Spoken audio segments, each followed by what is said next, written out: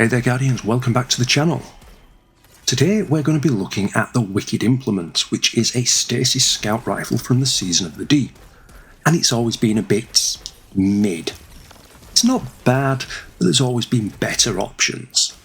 But over the last couple of weeks I've been seeing posts from people saying that it's actually really good, and then I got talked into doing a run so that my son could get the weapon.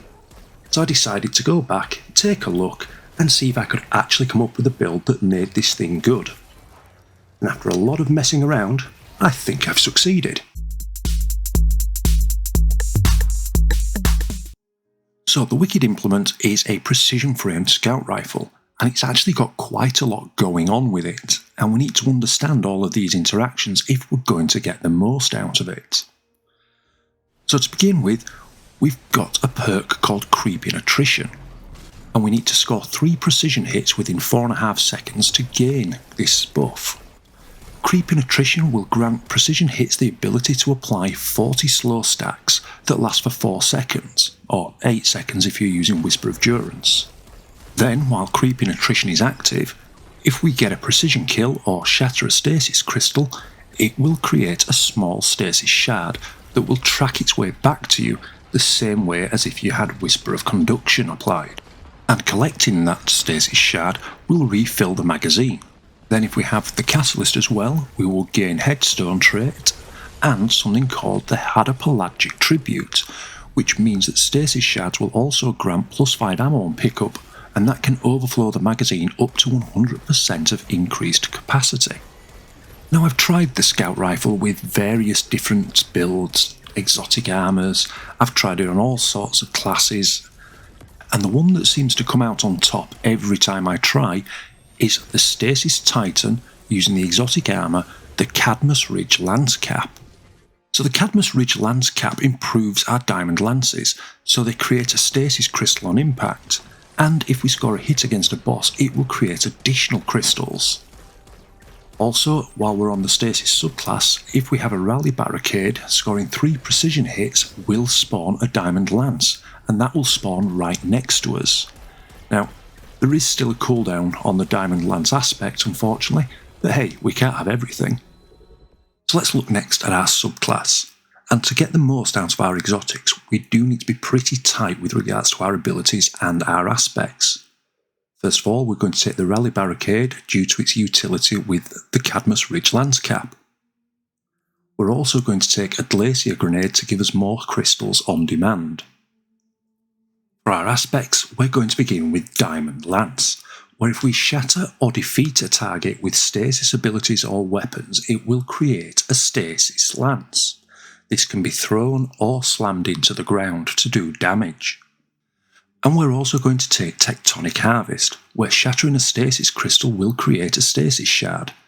Now that shard will have 2 functions in this build. First of all, it grants us melee energy when we pick it up, but also, with the Wicked Implement's abilities, it will overflow the magazine. For our fragments, we're going to begin with Whisper of Chains, which means while we're near a frozen target or a stasis crystal that we've produced, we will take reduced damage from targets. Because we're going to be picking up loads of shards, we're going to take Whisper of Rime, which means if we collect a shard, we will grant a small amount of overshield. Collecting more shards will add to the overshield timer, which falls off after 10 seconds. We're going to take Whisper of Fissures, which will increase the damage and size of the burst when we destroy a stasis crystal or defeat a frozen target. Whisper of Shards means that if we shatter a crystal, which, let's be fair, we're going to be doing a lot of, it will boost our grenade recharge rate, and if we shatter additional crystals, it increases the duration of this. And then finally, we're going to take Whisper of Rending, where primary ammo weapons will do increased damage to stasis crystals and frozen targets. So what this means is that we are going to be producing lots and lots of stasis crystals. We're going to be getting a reduction in damage thanks to that stasis crystal, a boost in our grenade recharge, and we can do increased damage to it, and then reap the benefits of the shards that it creates. When selecting your armour, as usual, we want 100 resilience for that 30% damage reduction. Second priority is discipline. Again, if you can get this to 100, fantastic. It just means that we're going to have our grenade available far more frequently. And our third priority is recovery. Mobility, intellect and strength are all nice to have. The lowest priority of them all is strength on this build, as we're going to be creating that many stasis shards that it is completely irrelevant. On our seasonal artifacts, take your choice of champion mods, though I do recommend taking piercing sidearms, as we've already got Overload and Unstoppable covered with the stasis subclass. Taking the piercing sidearms means we also have barriers covered. We want Flint Striker, where rapid solar precision hits and rapid solar weapon final blows will grant us Radiant, and Kindling Trigger, where Radiant causes solar weapons to apply Scorch to unscorched targets. We want Torch, which means that while we're Radiant we will deal 5% increased weapon damage to any combatant affected by a strand or stasis debuff, which is going to be everything. We want Pillar of Ice, where defeating an encased combatant spawns stasis crystals. Hail the Storm, so if we shatter an encased target and stasis crystal, it will deal increased damage. And shattering a stasis crystal will release little seeking shards that seek out nearby enemies and slow them. We want Rays of Precision, so while we're Radiant, solar precision weapon final blows will cause combatants to ignite. We want Wished into Being, so while our super is almost fully charged, any ability final blow will grant additional orbs of power. And we want Dragon's Bite, where breaking a combatant's shield with a strand or stasis weapon has a chance to suspend or freeze that combatant. When we think about our weapons, obviously in our kinetic slot we need the Wicked Implement. Because if we don't, why the hell are we here? But our other weapons are entirely dealer's choice. So in our energy slot, I would recommend something that is solar, preferably a sidearm such as Drang or the heliocentric QSC. If you don't have a good heliocentric QSC, check out my video. The link should be on screen now. That will show you where to get it. However, anything solar will work. And then in our heavy slot, your choice of stasis weapon. Personally, I like the Recurrent Impact here, as it just feels right. And this brings us nicely on to our mods. So let's begin on the helmet with a Harmonic Siphon, where rapid stasis weapon final blows will create an orb of power. We're also going to take a Dynamo, which will reduce our super cooldown whenever we use our class ability near targets. And remember, thanks to the Cadmus Ridge Lance Cap, we're going to be doing this a lot. And then, a little bit of dealer's choice. You can put a heavy-handed here, or even an Ashes to Assets, but my personal favourite is always a heavy ammo finder, as, hey, I like heavy ammo. Moving on to our arms, we're going to take a Firepower, so our grenade final blows will create orbs of power. A Bolstering Detonation that will grant class ability energy when we cause damage with a grenade. And I like to put a fastball on here as well, but you might want to put on Focusing Strike or Impact Induction. On your chest, take whatever resistance mods suit the activity you're undertaking. And on our legs, we're going to take a Recuperation, which will return 70 HP of health every time we pick up an Orb of Power.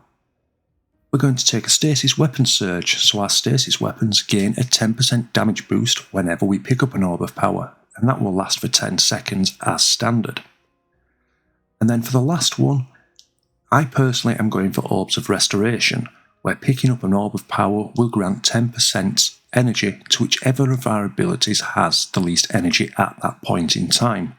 However, feel free to change this to whatever you want. On the class item, I'm going to take a Reaper, so if I get a kill with a weapon within 10 seconds of using my class ability, it will spawn an Orb of Power. I'm also going to take a Bomber, which will reduce my grenade cooldown when using my class ability. And then the third one is again dealer's choice. Personally, I like Proximity Ward, as it just means I can get in and finish things without risk. However, you may want to take a Powerful Attraction or maybe even a Time Dilation. Powerful Attraction means that when we use our class ability, it will pick up any nearby orbs of power, and Time Dilation extends the duration of our weapon surge from 10 to 15 seconds per stack. Our gameplay loop is incredibly simple. All we need to do is throw down our rally barricade and shoot things in the face with our stasis weapons. This will generate a diamond lance that can then be thrown to freeze and create a crystal. Shoot that crystal to get nice shatter damage and to create a shard.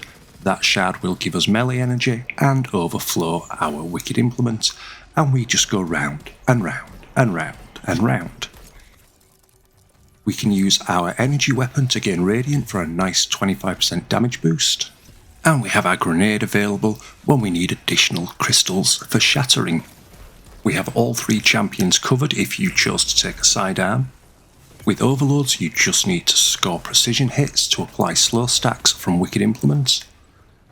Unstops, we just need to freeze and shatter, which can be achieved either by throwing a diamond lance, by throwing our grenade, or by scoring multiple hits with our wicked implement.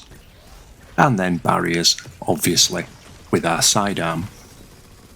So let's quickly recap this. 3 precision hits from wicked implement will activate creeping attrition. If those 3 hits are from behind a rally barricade, Cadmus Ridge Lance Cap will also create a diamond lance. We can throw that diamond lance to create crystals, and Tithing Harvest means that destroying that crystal will create stasis shards. Picking up those stasis shards overflows wicked implement, so we just have an endless loop of crystals and shards, more bullets, more damage. It's fantastic.